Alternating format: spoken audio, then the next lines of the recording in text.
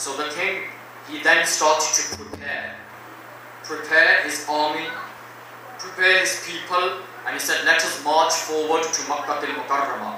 But with what? The intention of accepting the Prophet who is going to be born in that city 4,000 years from now. He went to celebrate the Mawlid of the Prophet of Allah sallallahu alayhi wasallam 4,000 years before the Prophet was born. And if we celebrated 1,432 years later, what's the problem in there? What's the problem in there? The man's celebrating 4,000 years before he was born. The tafsir of the Quran says it. Can't you see it in your library? It's in your library. On your shelves, Tafsir Ruh al-Bayan, find the narration in there. He went to Makkah al-Mukarramah. How did he celebrate it?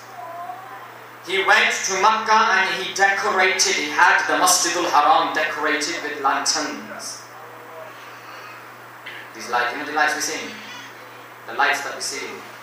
He had the Masjid of Makkah al-Mukarramah decorated with lanterns. He then ordered the people who were around him, his army, his priests, everyone to denounce and leave the pagan ways and accept Allah as one. He says to them, recite La ilaha illallah and believe in the Prophet who is going to come 4,000 years from now. He then marched from Makkah to Medina, Julus. There was a Julus, a march. You know when we march on the streets? We do this in England during the Mawlid of the Prophet sallallahu alaihi wasallam. We've got it planned inshallah for next Saturday. There was one today that happened. When Dr. Hussain came here, Dr. Musharraf, he did a march this morning in the city of Nottingham to celebrate the Mawlid. He done it. I spoke to one of his students this morning. He says, I said, "Where's doctor?" He says, he's having a julus. He's getting ready. I said, "You having a julus today? Wait for me to come, man. You're having yours next week. We'll come to yours next week." So they had a julus today in Nottingham, Sunday. Tomorrow being the first Monday of Rabi'ul Awwal, there's going to be another one tomorrow, but this one is being done by Pir Alauddin Siddiqui, one of the Naqshbandi Shuyukh who lives in Britain. And you know what he does? Man, the people who wait Mawlid, they're going to hate him big time. You know what he do? He waits till it's nightfall, when it's dark, and then he gets 4,000 or 5,000 people in the streets of Birmingham, and they all light candles. They light candles and they sing qasidas and they march on the streets.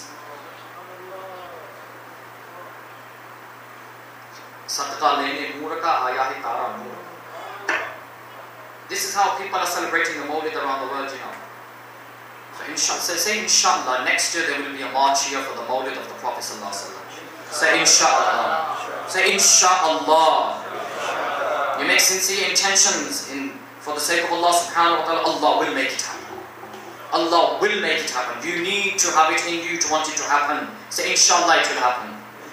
Even if it's 10 of you, even if it's 2 of you, do it. Start it off. Walk on the streets to celebrate the birth of the Prophet Muhammad sallallahu alaihi wasallam. The king marched from Makkah to Medina, all the way to Medina to Munawwara. And when they reached Medina to Munawwara, they found that at that time it was known as Yathrib. They asked, what area is this? And the people who were dwelling in that area, they said, this is an area known as Yathrib. Nobody lives here. Nobody lives here. There's only a small oasis where we bring our animals, our camels and donkeys come here and they drink from the water here. The king said, this place here is where we are going to set up a city.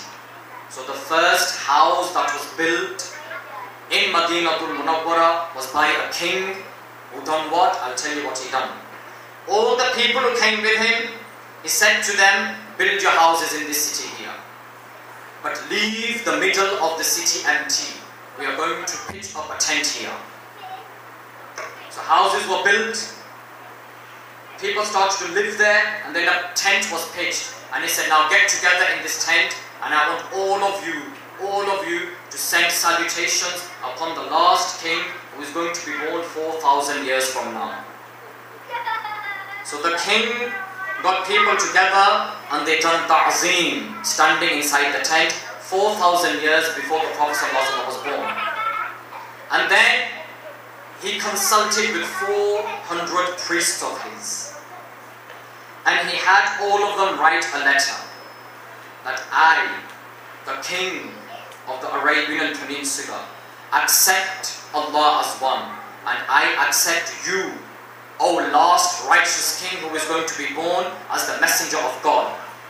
If I am not alive during your reign, accept me as someone from your community. He had this letter written 400 times, and 400 men were given this letter, and it was said to all of them that we are not to leave this city now, this city of Yathrib. We are going to stay here. Our children's children are going to keep living here until the king comes here. Because your oracles, if they're telling the truth, that king will come here one day. That king then had a will written as he was dying, that I want to be buried not in a cemetery, I want to be buried in the streets of this city. Because when the king comes, I hope one day that he may step upon my grave. The king wanted to benefit from the na'layn, from the sandal of the Prophet of Allah salawatu rabbi wa salamun alayhi. So if we today wear a replica of the na'layn sharif, what is this?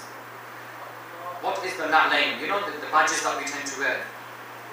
The badges that we wear that have the replica of the shoe of the Prophet sallallahu alaihi wasallam. Have you got yours on? The badge that he's wearing there, that is a replica of the shoe of the Prophet sallallahu alaihi wasallam, the sandal, the na'layn sharif. It is our belief that anything associated with him sallallahu alaihi carries blessing. The fact that it reminds us of the Prophet sallallahu alaihi wasallam, it is dear to us. The king had it written in his will, when I die, I want to be buried in मुझे रास्ते में दफन करना, कब्रिस्तान में दफन न करना, नअलैन मुस्तफा के सदके अल्लाह मेरी मग़फ़िरत फरमा देगा.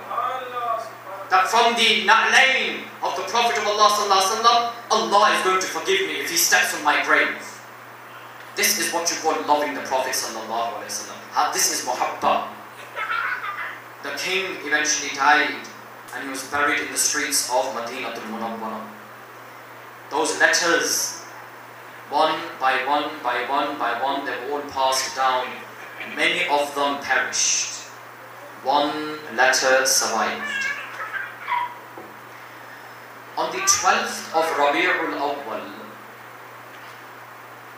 when the Prophet of Allah ﷺ was 53 years old, it was a Wednesday this time, but the date was 12th of Rabi'ul Awwal, the Prophet of Allah ﷺ reached Madinatul Munawwara with Sayyidina Abu Bakr, because he had started the hijrah, the migration. Sahih? He had started the migration on the 27th of Safar. 27th of Safar. And he reached Madinatul Munawwara on the 12th of Rabi'ul Awwal. And it was a Wednesday when he reached there. And as he was walking into Medina, the valley is known as Thaniyatul Wada. Thaniyatul Wada. The people of Medina, as they saw him walking in, what did they do? They stood up.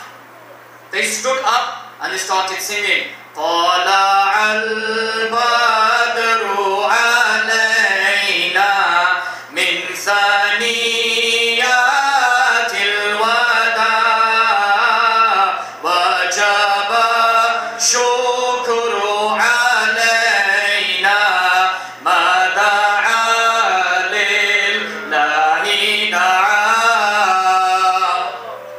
What were they doing? They were doing ta'zim. The Muslims of Medina stood for him as he walked into Madinatul Munawwara. Oh, the bright moon that shone over us from the valley of Wada. طلع البدر علينا من ثنيات الوداع وجب الشكر علينا. And we owe it to show thankfulness to the best caller to Allah. To you who are the best caller to Allah. طلع البدر علينا. The people of Medina recited this. They stood and they recited. And what did they do? You know date trees. Date trees, the leaves of the date trees, they stood on their roofs and they started to wave the date trees. And children and women, they were given the one-sided drum, you know the duff, the ones, and they started to play the duff as he salawatu rabbi salam alayhi walked in. Stop here for a moment and think. It was the 12th of Rabi'ul Awwal. It was a Wednesday when he sallallahu walked in with Sayyidina Abu Bakr. Already in Medina, who was already there? Apart from Sayyidina Ali ibn Abi Talib, who was still in Mecca. Who was already there? Sayyidina Umar, Sayyidina Uthman, Sayyidina Abu Bakr walked in with him, Sayyidina Talha, Sayyidina Zubair. These names are mentioned. There's a reason I'm mentioning these names, because these are known as Jalilul Qadr Sahabi, the strong men of Allah who've been mentioned in the Quran. Muqarrabin al-Awwalun, the first close ones who took Shahada. No alim can reach their status, no peer can reach their status, no shaykh can reach their status, no imam can reach their status. These were the Sahabas, the companions of Muhammad Rasulullah sallallahu alaihi wasallam. The Prophet sallallahu alaihi wasallam himself was there. Did Rasul sallallahu alaihi wasallam stop people from